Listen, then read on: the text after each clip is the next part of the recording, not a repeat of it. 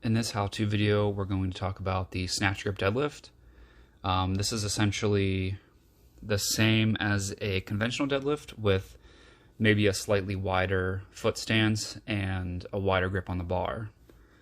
This is going to be different for everyone, so I'm just going to give the basic setup that I use so that if you are trying to snatch grip deadlift, you can use that to kind of have a starting place for yourself.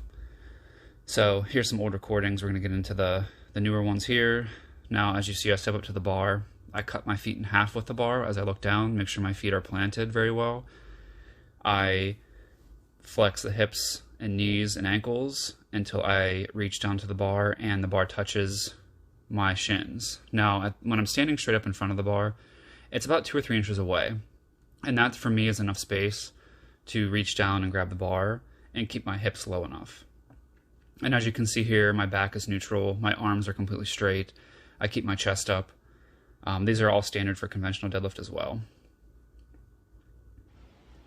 Here's from a different angle. Here I go, step up to the bar, cut my feet in half with the bar. Here I check right here with my shoulder width. And then I show you where my feet are. Now again, I'm going to flex the hips, knees, and ankles and reach down to the bar. I'm going to grip on the rings and the knurling. This is typically a good place to start. I go with my pointer finger, but it depends on your arm length and torso size. And then I pick up the bar. Now, as you can see, my hips come up just slightly faster than they should compared to a conventional deadlift, but that's fine for a snatch grip. But my hips, knees, and ankles are all extending at the same time and about the same amount until you get to about right below the knee. And that's something that you want to work on because you want to keep that bar as close to the body as possible. As you can see here, I'm basically scraping the front of my shin. Here is another one. This is a heavier lift from my training session, so it's a little bit easier to tell that the bar is really staying close to me. Something to really keep in mind when you're training with a deadlift, that you want that weight to stay close to the center of gravity, allows you to lift more weight. And this movement particularly is great for working erectors and lats and upper back, even the traps, a little bit more than a conventional deadlift would. So that's why I chose to do it.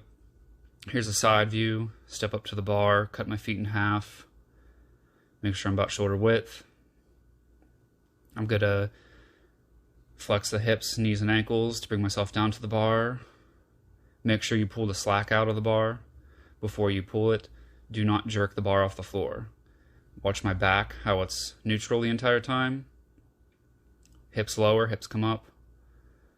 All one fluid motion.